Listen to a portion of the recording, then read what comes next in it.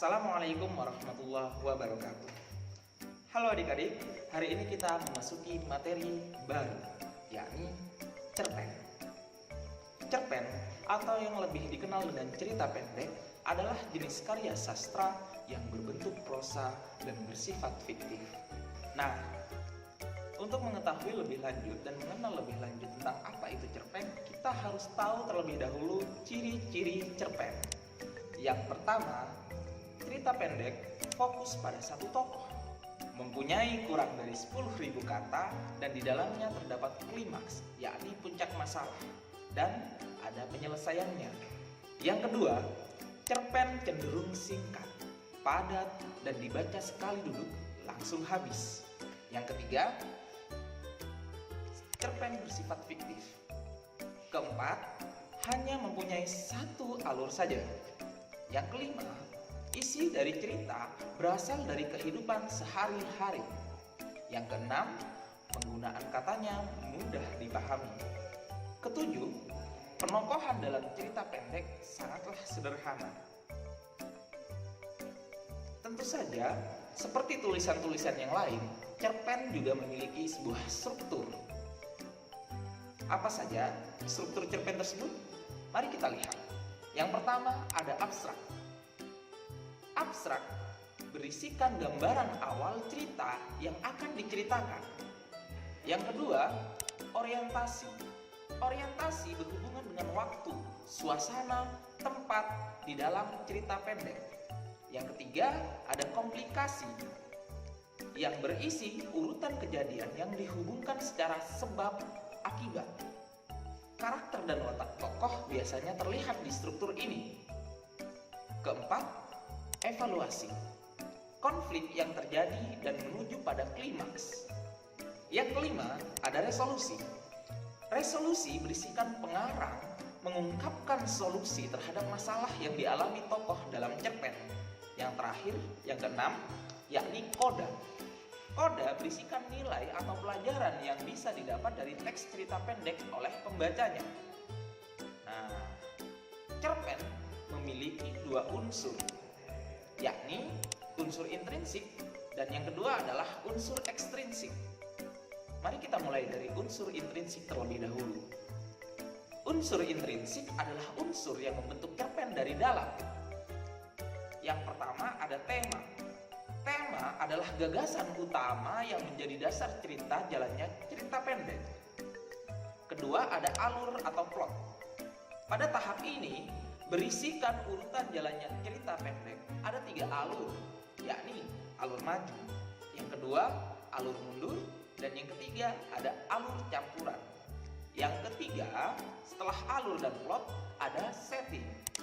Setting meliputi latar, tempat, waktu, suasana yang ada dalam cerita pendek. Yang keempat ada tokoh. Tokoh adalah pelaku yang ada dalam cerita pendek. Setiap tokoh mempunyai watak tersendiri. Itulah yang akan dibahas pada poin kelima, yakni ada penokohan. Penokohan adalah sifat dari tokoh yang tercermin dari perilaku, sikap, ucapan, pikiran, dan pandangannya terhadap suatu hal dalam cerita. Yang keenam, ada sudut pandang.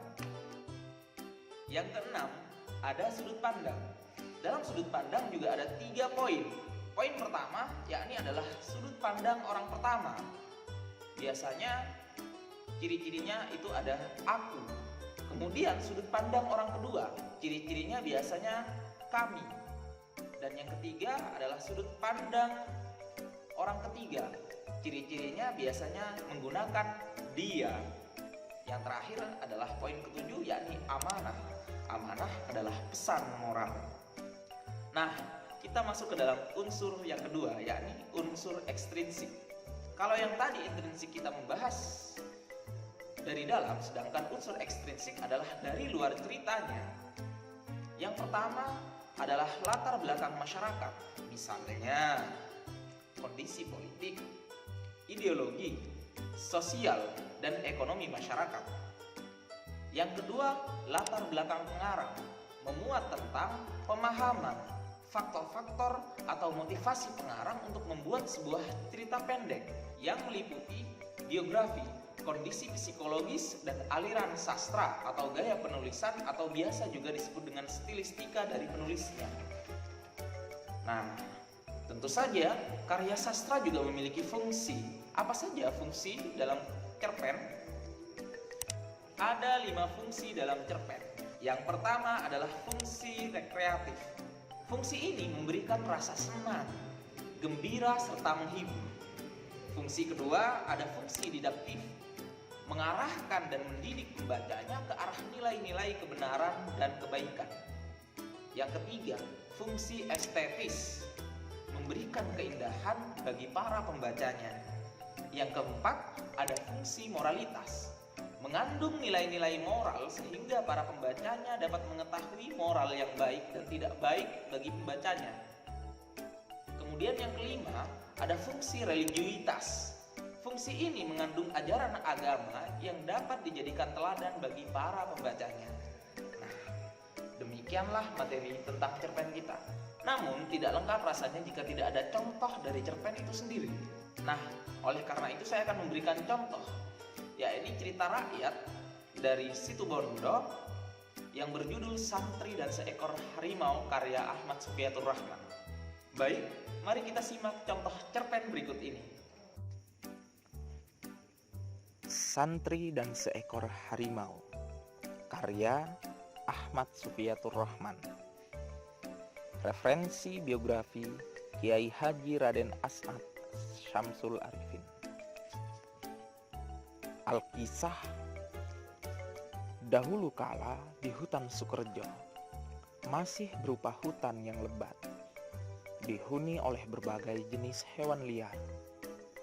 Kiai Sepuh Syamsul Arifin dan Lora As'ad pantang menyerah demi mendirikan pesantren di tengah hutan Sukerjo. Sesuai petunjuk yang telah diberikan sesepuh di sana.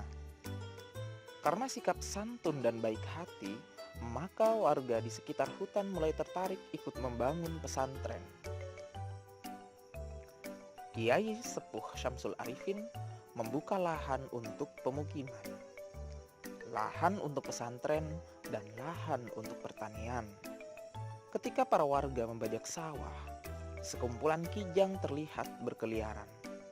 Maka mereka pun tertarik untuk memburunya.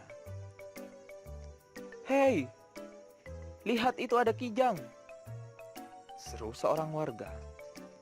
Seruannya menarik warga yang lain untuk beramai-ramai memburu kijang tersebut. Para warga menghunus parang dan membawa bambu runcing, kemudian mengepung kijang-kijang itu. Beruntung kejadian itu diketahui Kiai Syamsul Arifin.